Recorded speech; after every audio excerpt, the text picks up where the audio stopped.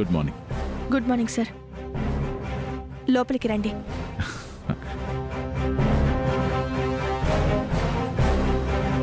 రండి, కూర్చోండి. నీతో కొంచెం మాట్లాడాలి. కూర్చోమ్మా.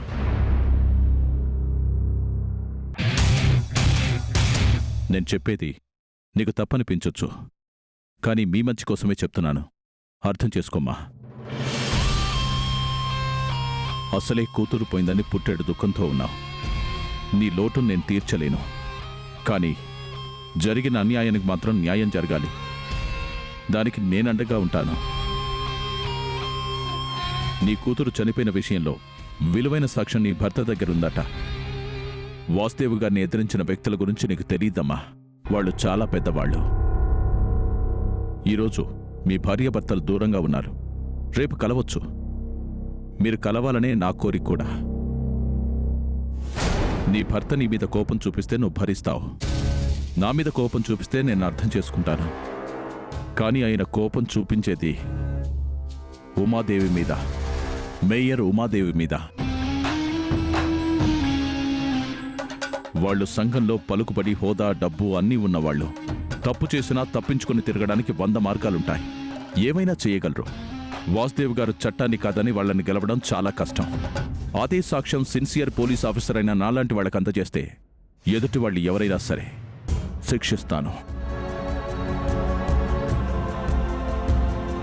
వాసుదేవ్ గారికి సాక్ష్యం దొరికినా కూడా ఇంతవరకు పోలీసులకు సబ్మిట్ చేయలేదు. ఎవరినీ నమ్మడం లేదు. తన కూతురికి తానే న్యాయం చేసుకోగలని పోరాడుతున్నాడు. ఆ ప్రయత్నంలో ఆయనకేమన్నా అవుతుందేమోనని నాకు చిన్న భయం. అతన్ని నమ్ముకున్న నీకు, బాబుకి ఏ బాధ రాకూడదు. ఇది నేను హెచ్చరించడం లేదు. ఒక అన్నయ్యగా నీ మేలు కోరి చెప్తున్నాను. ఇదే మాట మీ ఆయనతో చెప్పి ప్రూఫ్స్ తీసుకురావచ్చు కదమ్మా. నేను చెప్పడం ఎందుకు? మీరే చెప్పొచ్చు కదా. వాసుదేవ్ ఈ ప్రపంచంలో ఎవరి మాటైనా వింటాడు అంటే అది ఒక్క తన భార్య మాట మాత్రమే. ఎవరినైనా నమ్ముతాడు అంటే అది భార్యగా నిన్ను మాత్రమే. అందుకే నీకు చెప్తున్నాను. నువ్వు తలుచుకుంటే ఆ సాక్ష్యాలు తీసుకురాగలవు.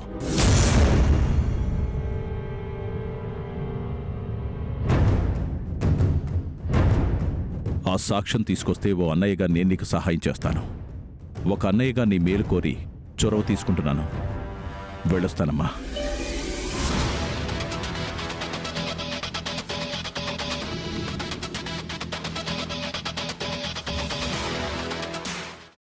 అమ్మా, అలాంటి వాళ్ళది నిజమైన ప్రేమ కాదు, అది వ్యామోహం. ఎగ్జాక్ట్లీ చిన్నత్త. నిజంగా ప్రేమించుకున్న వాళ్ళు అలా చేయరు.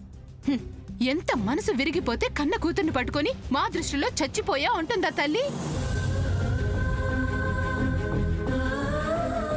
అది సరే అమ్మా.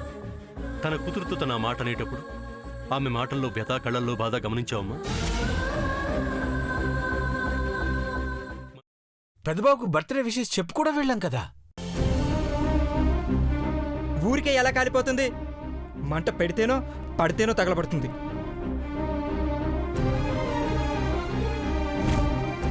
కరెక్ట్ చిన్నబాబు.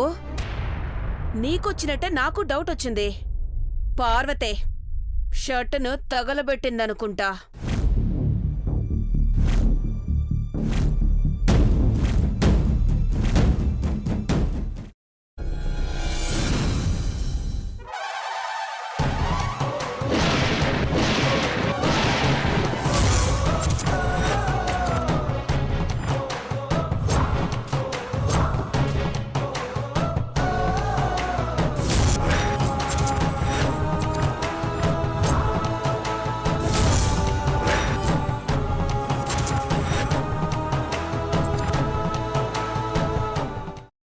కున్న తర్వాత పొట్టు తీసేసి చాప్ చేసి పక్కన పెట్టుకోవాలి.